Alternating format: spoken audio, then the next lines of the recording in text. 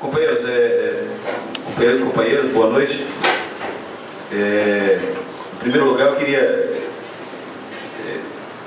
saudar os companheiros da mesa, né? Pessoa aqui da nossa companheira Vera, e frisar o seguinte: é muito importante que o PSTU esteja como está e avance nesse engajamento na questão da memória, verdade e justiça, porque significa, como um partido operário, programa operário, Partido Socialista, significa nesta discussão um olhar e a sua história nesse movimento, que é um movimento muito plural, tem contradições, e o PSTU dentro disso é o que eu digo, não só a sua história que ele traz para o povo brasileiro conhecer, mas o seu olhar, o seu programa, o seu método nessa discussão de memória. Isso é muito importante, isso já vem tendo reflexos com as atividades que nós estamos fazendo em vários lugares, sobretudo em São Paulo. São Paulo é muito vanguarda disso, justamente porque nós estamos ali em São José dos Campos, que estivemos à frente ali de uma luta operária muito grande contra a ditadura, na Embraer, na GM, onde foram anistiados recentemente. Então tem uma projeção, já está tendo um desdobramento disso. Isso é o primeiro ponto. O segundo ponto, que essa discussão não é uma discussão de passado, é uma discussão de presente. Porque a tortura, o terrorismo de Estado, ele é presente, ele é atual. Basta ver o que acontece nos morros, basta ver o que acontece em São Paulo, as chacinas e tudo mais. Então, lutar contra a bandeira da memória, verdade, justiça, a bandeira, sobretudo da justiça, é uma luta contra a tortura que se faz hoje sobre os pobres. Então isso tem uma ligação muito grande. Essa é uma bandeira de direitos humanos muito concreta, que a gente tem que estar dentro dessa discussão, muito engajados. Ela é presente, até porque nós não queremos um futuro assim, nem que regrida e nem que fique assim do jeito que está, que não está bom também. Isso é importante.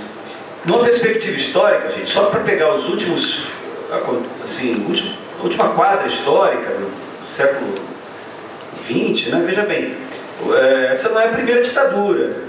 Nós tivemos uma ditadura de 37 a 46 no Brasil. Ditadura que matou milhares de pessoas e torturou muito. A ditadura de Vargas torturou muito, prendeu muito, torturou muito, aqui no Rio de Janeiro, inclusive. E não teve ninguém punido da ditadura de Vargas. Tem ninguém punido. Os oficiais do Exército, da Polícia, do DOPS, todo mundo sai ileso. DOPS não, do Serviço de Segurança do Estado, né? Esqueci o nome agora, antigo. DPPS, né? De Política Social. Esse pessoal sai ileso, eles saem, os oficiais os oficiais superiores que comandam tudo isso vão ser generais e vão participar da repressão em 64, dentro do governo João Goulart. Então entenda a importância. Eles prendem, matam, ficam incólumes, impunes. E a ditadura de 64, 46 a 64, dá menos de 20 anos, né? Assim, 46 a 64. E aí, 18 anos, portanto, então, olha, esse debate não é um debate de passado. Portanto, como a falta de punição, como a falta de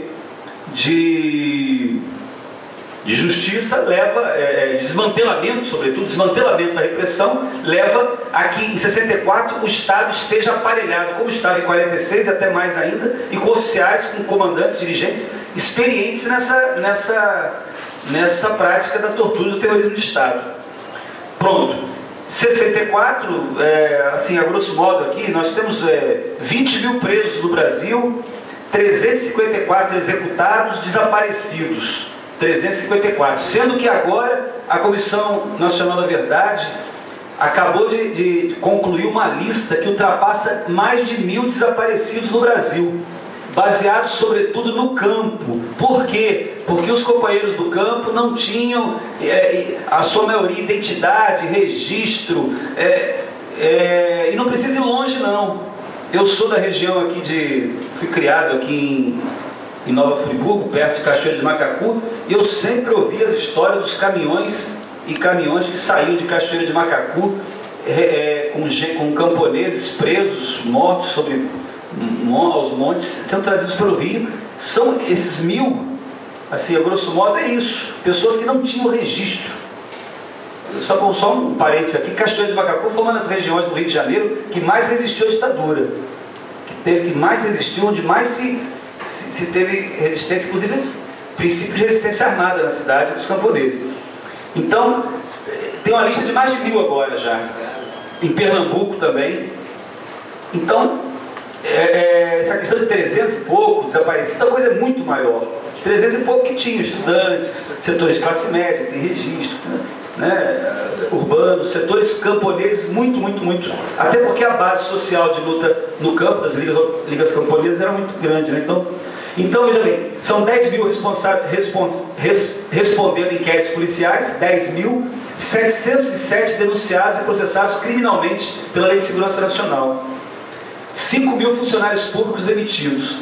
E na comissão de reparação, a comissão de anistia, existe um número de mais de 65.000 pedidos de reparação. Isso dá a dimensão do que foi a repressão no Brasil, que não foi uma repressão muito massiva e que às vezes se compara em níveis internacionais, aqui foi menor coisa nenhuma. O problema é que a classe trabalhadora que sofreu muito, ela teve suas formas de se exilar dentro do próprio Brasil, do país, de se refugiar nos cantões do Nordeste, aqui e ali, e exílios aí dentro do próprio país. Pois bem, é isso. Esse é o quadro, assim, né, assim, a grosso modo. Tem muito mais coisa para se levantar, mas a grosso modo. Mas agora, como estão as coisas aqui no Brasil? Aqui no Brasil é importante se dizer o seguinte, de 64 para cá, os militares tiveram 20 anos, de 64 a 84, para esconder, para adulterar, para se desfazer e ocultar todos os rastros. 20 anos, direto, pelo poder direto. E depois de 84, passando pelo governo Sarney, Collor, Fernando Henrique, Lula,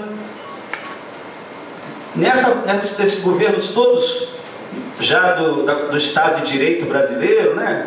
De 88 para cá também, até 84 a ditadura, mas de 84 para cá, eles revisaram tudo isso. Eles já tiveram 20 anos para esconder e depois tiveram mais tempo para ir acertando, para ir reclassificando, e estão fazendo isso até agora. Por isso que tem uma crise aí na Comissão da Verdade com as forças militares sobre a classificação desses documentos. Mas já é um terceiro movimento que eles estão fazendo de ocultação. O primeiro na ditadura, que já esconderam muito, no próprio regime democrático fizeram, e agora e a reclassificação de documentos. Então, 48 anos praticamente nesse país com tudo escondido.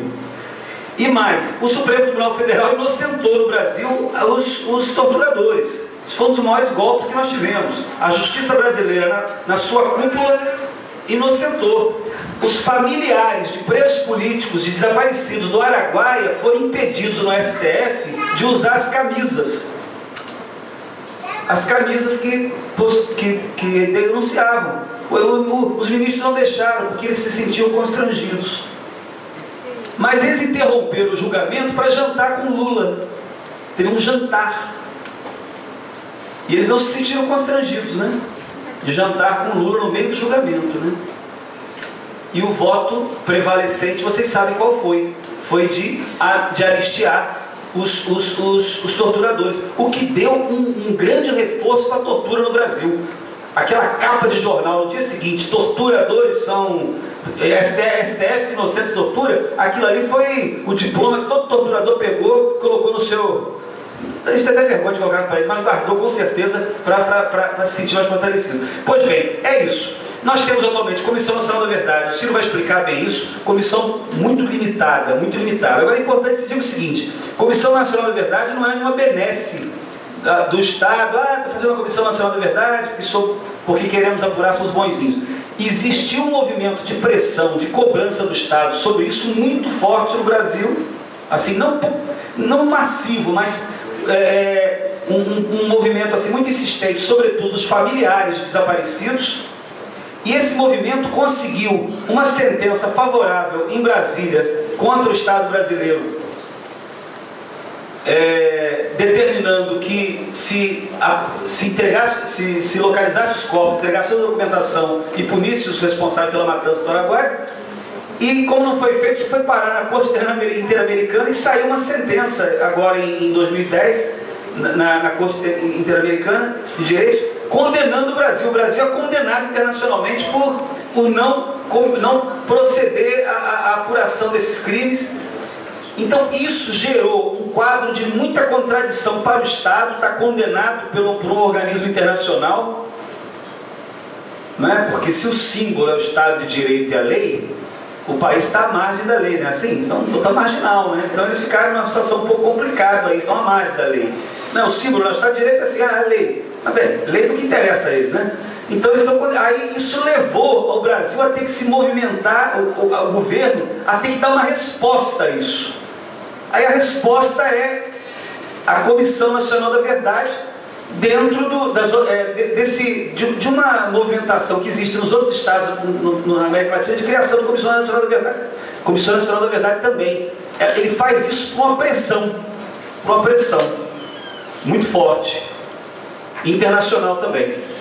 É importante registrar que no Brasil, no mundo, Chile teve 40 mil torturados e cerca de 4 mil mortos.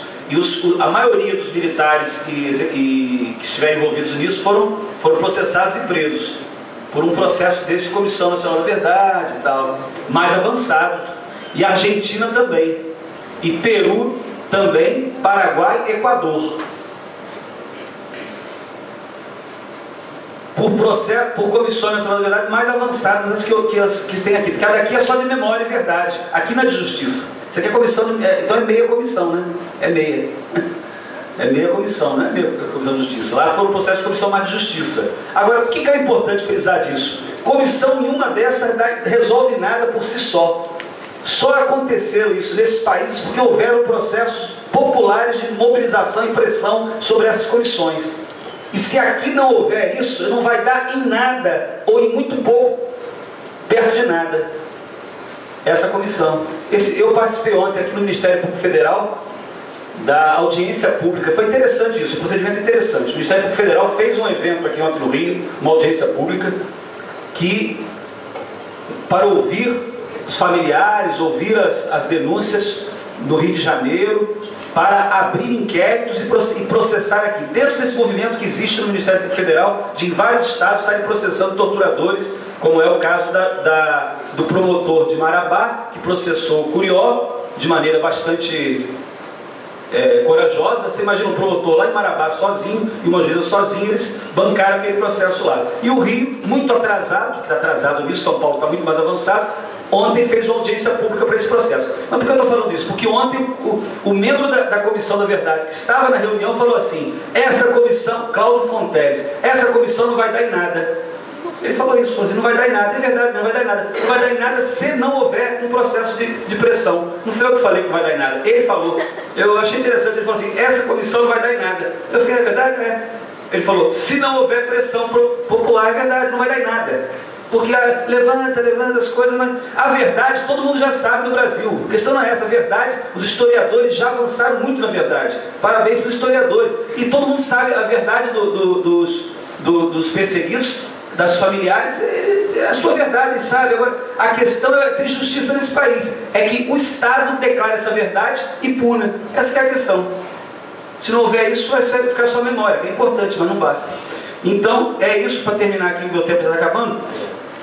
Um aspecto importante, tem que investigar, é o que a América falou, as empresas, quem financiou, Banco Bradesco, Ultragás, Folha de São Paulo, e por aí fora, os empresários, esse que é o norte. Esse é um foco importante para nós do PSTU trabalharmos, no meio sindical, mostrar a hipocrisia daqueles que falam Estado de Direito hoje, que ganham dinheiro com isso, e ganhavam dinheiro na ditadura reprimindo. Então, é importante a gente mostrar isso. Então, a questão das empresas, No Brasil, dos 26 estados, 16 tem grupos de extermínio mapeados pela polícia. Tudo mapeado, tudo bonitinho, só que nada é reprimido, nada é desbaratado a fundo. Tem 16 em funcionamento no Brasil. Isso aí, o DOPS, o Fleury, vem dos Esquadrões da Morte, que vem das antigas Rádio Patrulha, que era um grupamento, Esquadrão da Morte, depois DOPS. Então, não é difícil ver a sequência aqui. Milícias, e depois Esquadrão da Morte e repressão num retrocesso.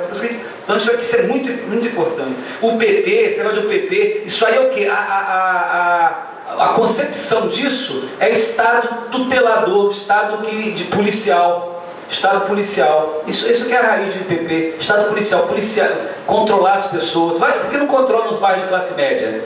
Nos bairros de classe média tem crime, ninguém bota lá o esquema que eles têm dentro das favelas, que não permite as manifestações culturais, não permite os bailes. Agora na classe média não faz isso, não entra num condomínio de classe média fazer isso, sabe? Não entra, ninguém entra, não vai entrar nunca agora. A base disso é o que se faz no Haiti, que é a ocupação militar, a base disso aí, a ideia central disso, que é um crime não se denunciar isso, que na verdade é o quê? São práticas fascistas de ditadura, essa que é a questão. A segurança no Brasil trabalha com práticas de ditadura fascista, que é o caso do PP, essa ideia de resolver o problema social pela militarização. Então o PP é um braço da militarização. Estamos muito importante a gente estar cada vez avançando nessa discussão, e a juventude, especialmente, 3 minutos, a juventude, na minha opinião, a nossa juventude tinha que estar nos escrachos. Mais à frente disso, nós temos que fazer escrachos do PSTU em relação a esses torturadores. Nós temos que estar mais posicionados nisso aí. São Paulo tem mais alguma coisa, você aqui no Rio tem que avançar mais nisso, porque é um processo que eu acho que tem que ampliar no Brasil, que dá muito pouco ainda, eu acho. Isso aqui está muito pouco, está muito pouquinho ainda.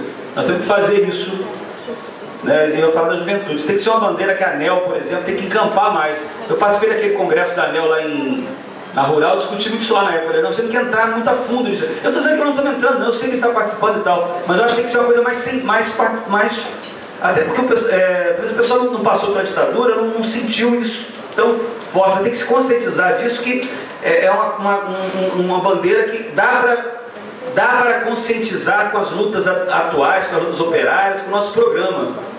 E ajuda a conscientizar, a politizar e mostrar a hipocrisia. E prepara para que não haja retrocesso do Brasil mais do que já tem.